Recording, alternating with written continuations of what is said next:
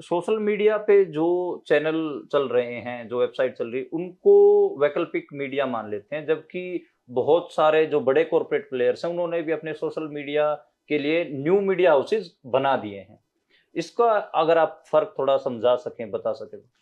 निश्चित तौर पर देखिए क्या है कि जब डिजिटल माध्यम आए और हुँ, सोशल मीडिया आया, तो हुँ, लोगों को बहुत अपेक्षाएँ जगी कि ये लोगों को एम्पावर करेगा। हुँ, एक डेमोक्रेटाइज़ेशन बढ़ेगा। हुँ, निश्चित तौर पर वो भी हुआ है।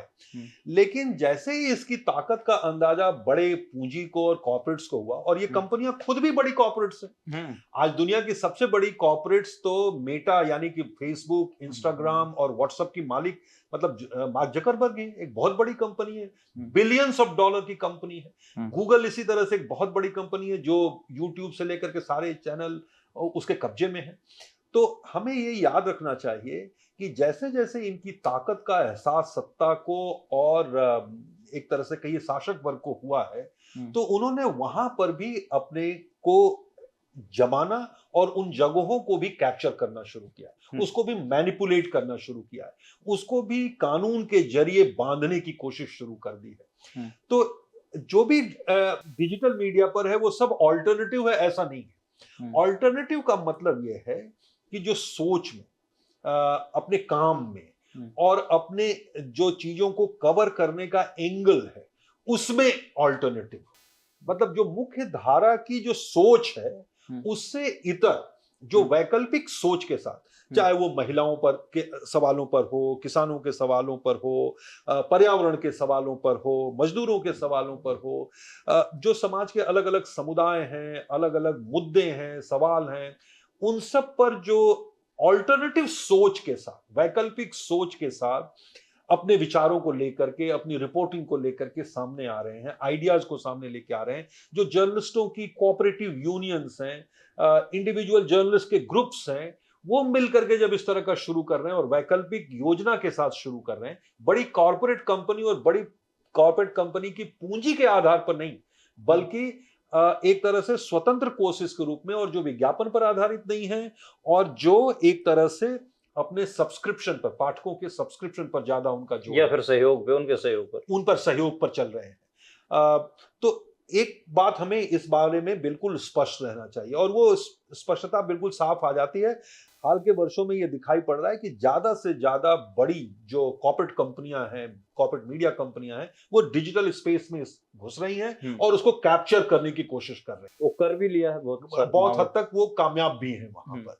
लेकिन अभी भी चूँकि डिजिटल का स्पेस इतना बड़ा बड़ा है है। कि सब वो कैप्चर नहीं कर सकती। तो वहाँ आप देखिए कि लेगेसी मीडिया की तुलना में, क्योंकि एक अखबार चलाना, एक पत्रिका चलाना जितना खर्चीला है, हुँ, उसकी तुलना में एक आप कहिए कि अल्टरनेटिव प्लेटफ़ॉर्म डिजिटल पर शुरू करना ज़्यादा सस्ता सस्ता। और ईज़ी है, और उसकी रीच भी बड़ी हो जाती है। क्योंकि भारत में एक तरह से कहिए कि हाल के वर्षों में जो स्मार्टफ़ोन का पेनिट्रेशन बढ़ा है, हुँ, अभी भी कुल मिला-जुला करके जो भारत में आप कहिए कि जो डाटा है, अभी भी दुनिया के और देशों की तुलना में सस्ता है, और इसके कारण एक तरह से डिजिटल का कंज़म्पशन बढ़ रहा है। तो इसके कारण अभी भी अल्टरनेटिव प्लेटफ़ॉर्म्स के लिए स्पेस है। वो कितने दिन तक बचा रहेगा, मैं कह नहीं सकता। हुँ, निश्चित तौर पर उस पर सत्ता की भी, कॉर्पोरेट्स की भी निगाहें लगी हुई हैं, और उसको वो मैनेज करना चाहते हैं। उसको वो कंट्रोल करना चाहते हैं। कानून के ज़रिए भी करना चाहते हैं, पुलिस और दूसरी एजेंसियों के ज़रिए भी करना चाहते हैं, और जो खुद ये मतलब प्लेटफ़ॉर्म्स हैं, जो बड़ी कंपनियों द्वारा संचालित हैं, उनकी कान मरोड़ के करना चाहते हैं। तो ये एक लेकिन फ़िलहाल के लिए ये स्पेस है, और सिर्फ़ यहाँ ही नहीं, दुनिया भर में ये अल्टरनेटिव स्पेस एक तरह से नए प्रयोगों के लिए ज़मीन उपलब्ध करा रहा है। एक तरह से बहुत सारे लोग कह रहे हैं जिसको वन मैन आर्मी, यानी इंडिविजुअल जर्नलिस्ट भी जिसके पास अपनी आवाज़ है, और जिसके पास अल्टरनेटिव व्यू पॉइंट है, अल्टरनेटिव तरीके से चीज़ों को देखने और दिखाने का शऊर है, वो उसके लिए मौके हैं। ऐसा नहीं कि उसके लिए मौके नहीं हैं। तो मैं समझता हूँ कि ये अभी एक मिला-जुला सीन है। इसके बारे में पूरी तरह से मैं 100% ये भी नहीं कह सकता कि अब बिल्कुल सब कुछ एक तरह से बेहतर हो जाएगा और सब कुछ बहुत बढ़िया हो गया है और अब हमें कोई चिंता करने की ज़रूरत नहीं है। और मैं ये भी नहीं कह रहा हूँ कि बिल्कुल निराश होने की की नौबत है। सब कुछ खत्म हो गया, अब कुछ हो नहीं सकता। मैं इन दोनों से अलग बहुत आशावान भी हूं और साथ ही साथ लेकिन सतर्क भी रहना चाहता हूं। लोगों को भी सतर्क करना चाहता हूं कि एकदम वो ये ना मान लें कि सब कुछ अब अपने नियंत्रण में है और ऑल्टरनेटिव मीडिया बहुत फल फूल रहा है और सब कुछ अच्छा होगा। इसमें यहीं पर एक बहुत बड़ा सवाल है कि जो हम बात कर रहे हैं, इसमें आम नागरिकों की भूमिका बहुत महत्वपूर्ण हो जाती उससे पहले मैं थोड़ा सा आम नागरिकों की भूमिका पर हम आएंगे, लेकिन उससे पहले एक थोड़ा सा सवाल छोटा सा और भी घुसा दे रहा हूँ कि डिजिटल मीडिया, क्योंकि 28 से 30% इसकी ग्रोथ लोग बता रहे हैं इस समय मार्केट में, और सबसे ज्यादा कंज्यूम भी किया जा रहा है, तो इसमें क्लिक बेट जैसी चीजें भी आ रही हैं और इसमें भड़काऊ थंबनेल और इस किस्म के भी चीजें शुरू हुई हैं। इवन बड़े बड़े न्यूज प्लेटफॉर्म्स को मैं देख रहा हूँ डिजिटल, वो बोलते हैं कि मोस्ट ड्रामेटिक फुटेज फर्स्ट, ताकि एक बार अटेंशन आ जाए। और फिर रिटेंशन का भी मसला है इसमें। और अभी यूट्यूब, फेसबुक, ये लोग शेडो भी कर दे रहे हैं सरकार के इशारों पे। और कब अभी आपने देखा होगा कि ओटीटी और इनके लिए जो हमारी इंफॉर्मेशन ब्रॉडकास्टिंग मिनिस्ट्री, वो भी कह रही है कि कमेटी बनाओ और ये इनके मसले रिजोल्व करें। तो इस सारे के बीच आपको क्या लगता है कि जो ये खामियां डिजिटल में आई हैं, इनको कैसे पार पाया जाए? देखिए, जो डिजिटल तो एक टेक्नोलॉजी है, स्पेस है। हुँ, जो मुख्य धारा के मीडिया का, कॉर्पोरेट मीडिया की जो खामियां और गड़बड़ियां थी, हुँ, यानी कि जो मैंने कहा कि उनकी पूरी इकोनॉमी और बिजनेस मॉडल अटेंशन इकोनॉमी है। हुँ, यानी पाठक का अटेंशन अट्रैक्ट करो किसी भी तरह से, हुँ, सनसनीखेज खबरों के द्वारा, इंटरटेनमेंट के द्वारा, हल्की ड्रामा के फुल्की द्वारा। ड्रामा के द्वारा, हुँ, एक तरह से कोई भी चीज को सनसनीखेज बना करके और फिर उसको विज्ञापन दाता को बेच दो। हुँ, पूरा टीआरपी का भी ज्ञान यही है। हुँ, अखबारों में भी जो ज्यादा से ज्यादा सर्कुलेशन की मांग, मतलब लोगों का आई बॉल कैसे अट्रैक्ट किया जाए, लोग ज्यादा से ज्यादा उसको पढ़ें या देखें, ये जो पूरा विज्ञान है वो इस पर आधारित है कि जितने ज्यादा आपके दर्शक होंगे या पाठक होंगे, उतना ही ज्यादा विज्ञापन और विज्ञापन की रेट होंगे। हुँ, तो ये जो अटेंशन ग्रैब करने का है, वो डिजिटल में भी है। हुँ, डिजिटल में भी वो गड़बड़ी आ चुकी है, जो आप क्लिक बेट कह रहे हैं, हुँ, उसमें ज्यादातर, मतलब कई बार अफसोस ये होता है कि जो सो कॉल्ड ऑल्टरनेटिव प्लेटफॉर्म कहते हैं, वो भी कई बार क्लिक बेट की तरफ मजबूरी में जा रहे हैं। उनको लगता है कि यही इस डिजिटल बाजार की या डिजिटल स्फीयर की यही सच्चाई है। सच्चाई है और इसमें हमको पहले लोगों को अपने पास लाना पड़ेगा। और मैं समझता हूं कि ये एक तरह से पाठकों का, श्रोताओं का और दर्शकों का, जो डिजिटल का ऑडियंस है, उसका हम टेस्ट बिगाड़ रहे हैं, उसका टेस्ट खराब कर रहे हैं। उसको एक तरह से आप देखिए तो जो डिजिटल प्लेटफॉर्म है, खास करके व्हाट्सएप वगैरह का, हाल में जो विपनाइजेशन हुआ, एक तरह से सैन्यकरण हो गया इंडस्ट्रियल स्केल पर, हुँ, औद्योगिक स्तर पर, उसके लिए एक तरह से आप कहिए तो संदेश गढ़े बनाए जा रहे हैं ताकतवर राजनीतिक पार्टियों द्वारा, कॉरपोरेट्स द्वारा, और वो सब मिलजुल करके एक तरह से इसका दुरुपयोग करने की कोशिश कर रहे हैं। लोगों का माइंड पोल्यूट करने के, जो जहर की हम बात कर रहे हैं कि समाज में जो जहर फैलाया जा रहा है सांप्रदायिकता का, वो जहर का फैलाने का एक सबसे बड़ा माध्यम तो सोशल मीडिया और व्हाट्सएप है। तो इन माध्यमों का इस्तेमाल जो ताकतवर शक्तियां हैं वो कर रही हैं और इंडस्ट्रियल स्केल पर कर रही हैं। जैसे इंडस्ट्रियल स्केल पर वो टेलीविजन का इस्तेमाल कर रहे हैं, जैसे अखबारों का इस्तेमाल कर रहे हैं, ठीक उसी तरह से डिजिटल का भी वो इस्तेमाल कर रहे हैं। हुँ। इसमें कोई दो राय नहीं।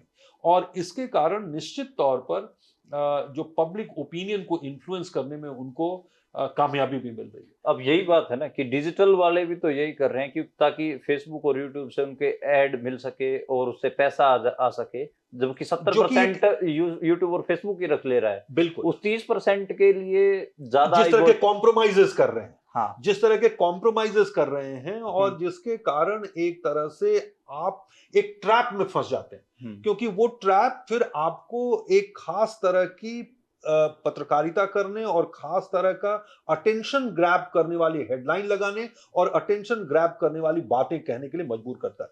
सिर्फ यही नहीं, आप ये भी देख रहा हूं मैं कि जो ऑल्टरनेटिव प्लेटफॉर्म्स हैं, उसमें सबके बारे में मैं नहीं कर रहा हूं, हमें जनरलाइजेशन करना भी नहीं चाहिए, लेकिन कुछ एक ऐसे ट्रेंड भी दिखाई पड़ रहे हैं जिसको हम कह सकते हैं कि वो अपने ही छवि के कैदी हो गए।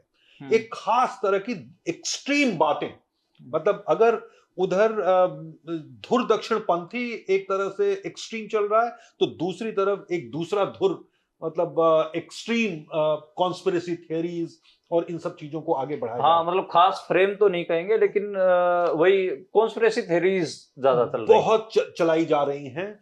मैं समझता हूं कि ये भी पब्लिक स्फीयर को कोई आप यूं कहें कि इनरिच नहीं कर रहा है, समृद्ध नहीं बना रहा है। अल्टीमेटली इसका जो लोगों की चेतना को बढ़ाने में, लोगों को जागरूक बनाने में जो इसका इस्तेमाल हो सकता था, वो नहीं हो रहा है।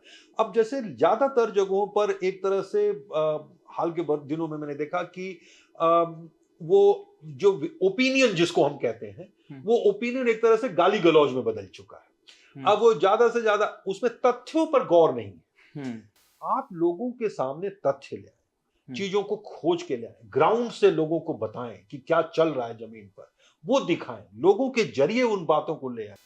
क्या आपको लगता है कि एक तरह ग्राउंड से जीरो जो मुझे लगता है कि ऑल्टरनेटिव मीडिया में जितनी मेहनत करने की जरूरत है, हाँ, उतनी नहीं कर रहे, नहीं कर रहे हैं। खामखा का स्पेस ज्यादा मांग रहे हैं लोगों को, ये करके कि देखो मैं क्रांति कर रहा हूं पत्रकारिता से, मुझे स्पेस दो बस। हाँ बस। और उसमें क्या है कि एक आपने कैमरा लगाया और उस पर भाषण शुरू कर दिया और गाली गलौज शुरू कर दिया, और एक तरह से आप तीखी बातें करने लगिए, एक एक्सट्रीम बातें करिए, आपको लोग मिल जा रहे हैं, सुनने वाले मिल जा रहे हैं। लेकिन मैं समझता हूं ये बहुत लंबा नहीं चल सकता है। अल्टीमेटली ये एक तरह से मैं समझता हूं आप अपने ही ट्रैप के शिकार हो जाते हैं। इसमें बहुत सारे वो आप देख लीजिए तो ऐसे जो अस्मितावादी चिंतन वाले प्लेटफॉर्म्स हैं, या कुछ उस तरह के प्लेटफॉर्म्स हैं जो अपने को कहते हैं कि वो सेक्युलर प्लेटफॉर्म्स हैं, पर कुल मिला जुला करके उनकी पत्रकारिता मुझे कई बार इस संकट से घिरती हुई दिखाई पड़ती है कि उसमें वो मेहनत नहीं है। उसमें जितना सरकारी रिपोर्टों को पढ़ना, उसमें से आंकड़े निकालना, तथ्यों को निकालना, उनको क्रॉस चेक करना, उनको वेरीफाई करना, ये जो हम जिसको कहते हैं ना ग्राउंड पर, मतलब जिसको आप कहिए कि भाषण देना एक तरह से बहुत लेजी, मैं जैसे अभी बोल रहा हूं, ये बहुत ही लेजी काम है, ये लेजी जर्नलिज्म है ना, सुस्त जर्नलिज्म, जो गांव गांव घूम करके लोगों से बात करके रिपोर्टों को इकट्ठा करके, मोटी मोटी सरकारी रिपोर्टों को, संसद में पेश की जाने वाली रिपोर्टों को, संसद में पूछे जाने वाले सवालों को निकालना, उनको पढ़ना, उनको जोड़ना एक दूसरे से, उनको क्रॉस चेक करना, वेरीफाई करना, एक्सपर्ट्स के पास जाना, उनसे बात करना, उसको फिर सामने ले आना, ये काम थोड़ा मेहनत का है। ये एक तरह से जिसको हम कहते हैं कि लेग वर्क जर्नलिज्म है। ये लेग वर्क जर्नलिज्म न करके लेजी जर्नलिज्म हम जब करने लगते हैं और उसमें भी लोग सुनने लगते हैं, उनको लगता है कि हाँ ये बात तो सही ही कह रहे हैं, तो वो उसकी एक लंबी उम्र नहीं हो सकती। मुझे लगता है कि इससे बचना चाहिए ऑल्टरनेटिव प्लेटफॉर्म्स को। जी, मेरे को भी मतलब कई बार एहसास होता है कि जो पोस्ट मॉडर्न आइडियाज हैं, जिसमें आइडेंटिटी बड़ा मामला है, चाहे वो कोई भी आइडेंटिटी हो, औरतों की हो या फिर दलितों की हो, हिंदुत्व फोर्सेज की हो, कोई भी आइडेंटिटी, एलजीबीटीक्यू की क्यों ना हो, तो वो अपना खास नीचे बनाते हैं और उस पर चलते चले जाते हैं, और उनकी उन जैसा ही पाठक वर्ग उनसे जुड़ता चला जाता है, और उसी दायरे में वो कैद हो जाते हैं। कैद है। जबकि उनको अपना ऑल्टरनेटिव प्लेटफॉर्म होने के नाते उनको अपने दायरे का विस्तार करना चाहिए, उसमें और ज्यादा, ठीक है आपका नीश ये है, लेकिन उसमें और लोगों को जोड़ने की जरूरत है। मतलब इंक्लूसिविटी भी गायब हो जाती है, क्योंकि आइडेंटिटी सिकुड़ जाती है एक टाइम तो पर। आपको ज्यादा से ज्यादा इंक्लूसिव होना चाहिए, एक्सक्लूसिव नहीं बन जाना चाहिए। एक्सक्लूसिविटी पे पहुंच जाते हैं वो। बिल्कुल।